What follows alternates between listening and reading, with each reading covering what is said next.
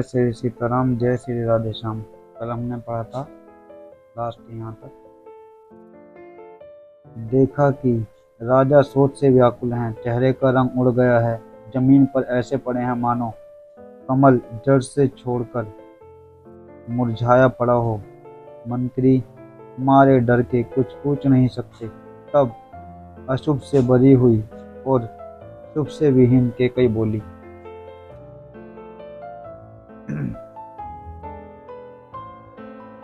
राजा को रात भर नींद नहीं आई।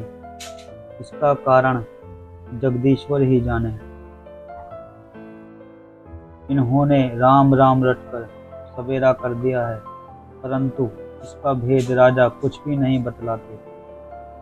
तुम जल्दी राम को बुला लाओ, तब आकर समाचार पूछना। राजा का रुख जानकर सुमंत्री जी चले। समझ गए कि रानी ने कुछ कुचाल की है। सुमंत्र सोच से व्याकुल हैं। रास्ते पर पैर नहीं पड़ता, आगे बढ़ता ही नहीं। सोचते हैं कि राम जी को बुलाकर राजा क्या कहेंगे। कहीं किसी तरह हृदय में धीरज धरकर वे द्वार पर गए। सब लोग उनको मन मारे उदास देखकर पूछने लगे। सब लोगों का समाधान करके किसी तरह समझा बुझाकर सुमंत्र जी वहां गए जहां सूर्य कुल के तिलक श्री रामचंद्र जी थे। श्री रामचंद्र जी ने सुमंत्र को आते देखा तो पिता के समान समझकर उनका आदर किया। श्री रामचंद्र जी के मुख को देखकर और राजा की आज्ञा सुनाकर वे रघुकुल के दीपक श्री रामचंद्र जी को अपने साथ लिवा लाए। श्री रामचंद्र जी मंत्री के साथ बुरी तरह से बिना किसी लवाज में जा रहे हैं। यह देखकर लोग जहां तहां विषाद कर रहे हैं। रघुवंश मणि श्री रामचंद्र जी ने जाकर देखा कि राजा अत्यंत ही बुरे हालत में पड़े हैं, मानो सिंहनी को देखकर कोई बूढ़ा गजराज सहम कर गिर पड़ा हो। राजा के ओठ सूख रहे हैं और शरीर जल रहा है, मानो मणि के बिना सांप दुखी हो रहा हो। पास ही क्रोध से भरी हुई कैकई को देखा, मानो साक्षात मृत्यु हुई बैठी राजा के जीवन की अंतिम घड़ियां गिन रही हो। श्री रामचंद्र जी का स्वभाव कोमल और करुणामय है। उन्होंने अपने जीवन में पहली बार यह दुख देखा। इससे पहले कभी उन्होंने दुख सुना ही नहीं था। तो भी समय का विचार करके हृदय में धीरज धरकर उन्होंने मीठे वचनों से माता कैकई से पूछा, है माता, मुझे पिता के दुख का कारण कहो, ताकि जिससे उसका निवारण हो, दुख दूर हो जाए, वह यत्न किया जाए। कैकई ने कहा, हे राम सुनो, सारा कारण यही है कि राजा का तुम पर बहुत स्नेह है। उन्होंने मुझे 2 वरदान देने को कहा था। मुझे जो कुछ अच्छा लगा वही मैंने मांगा। इसे सुनकर राजा के हृदय में सोच हो गया है, क्योंकि वे तुम्हारा संकोच नहीं छोड़ सकते। इधर तो पुत्र का स्नेह है और उधर वचन प्रतिज्ञा। राजा इसी धर्म संकट में पड़ गए हैं कि यदि तुम कर सकते हो तो राजा की आज्ञा शिरोधार्य करो और इनके कठिन कलेश को मिटाओ। कैकई बेधड़क बैठी ऐसी कड़वी वाणी कह रही है जिसे सुनकर स्वयं कठोरता भी अत्यंत व्याकुल हो उठी। जीभ धनुष है, बहुत वचन तीर हैं और मानो राजा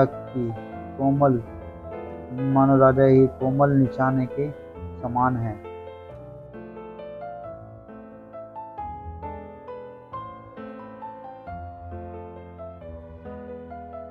इस सारे सामान के साथ मानो स्वयं कठोरपन श्रेष्ठ वीर का शरीर धारण करके धनुष विद्या सीख रहा है।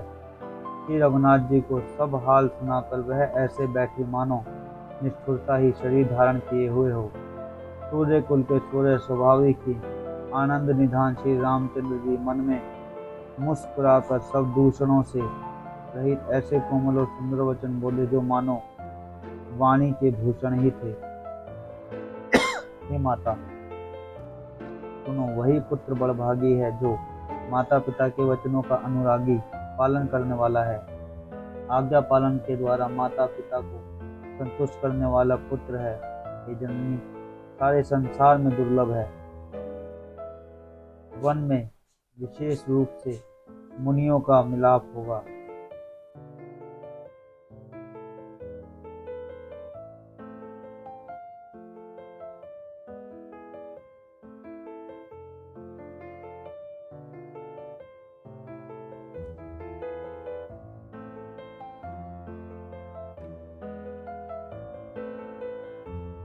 जिसमें मेरा सभी प्रकार से कल्याण है, उसमें भी फिर पिताजी की आज्ञा और हे जननी तुम्हारी सम्मति है।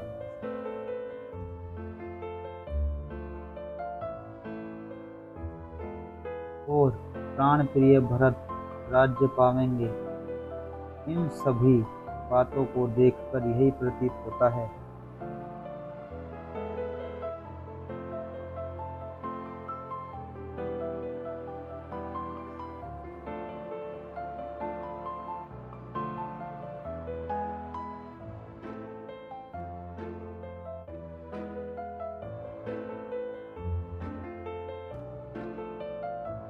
कि आज विधाता सब प्रकार से मुझे सम्मुख है, मेरे अनुकूल है।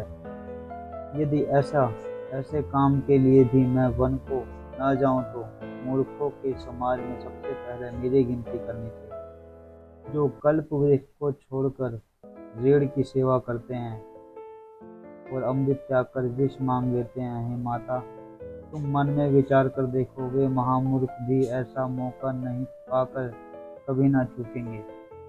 हे माता, मुझे एक ही दुख विशेष रूप से हो रहा है।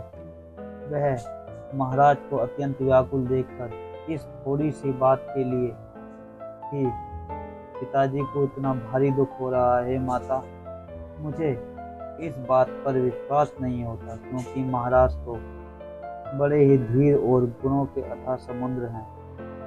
अवश्य ही मुझसे कोई बड़ा अपराध हो गया है, जिसके कारण महाराज मुझसे कुछ नहीं कहते।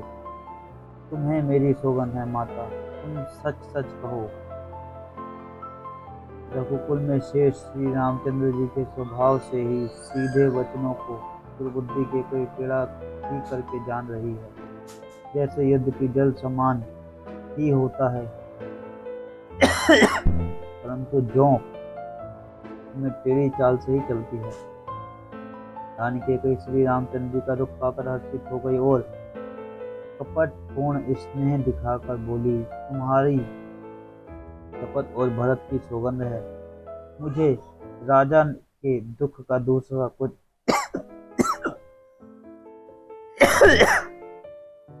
कारण विदित नहीं है। हे तात, तुम अपराध के योग्य नहीं हो। तुमसे माता पिता का अपराध बन पड़े, यह संभव नहीं। तुम तो माता पिता और भाई को सुख देने वाले हो। हे राम, तुम जो कुछ कर रहे हो सब सत्य है। तुम माता पिता के वचनों के पालन में तत्पर हो। मैं तुम्हारी बलिहारी जाती हूँ। तुम पिता को समझाकर वही बात कहो जिससे चौथेपन बुढ़ापे में इनका अपयश ना हो। जिस पुण्य ने इनको तुम जैसे पुत्र दिए हैं, उसका निरादर करना उचित नहीं है। जय श्री सीताराम, जय श्री राधे श्याम। आज हमने यहाँ तक पढ़ा, कल आगे।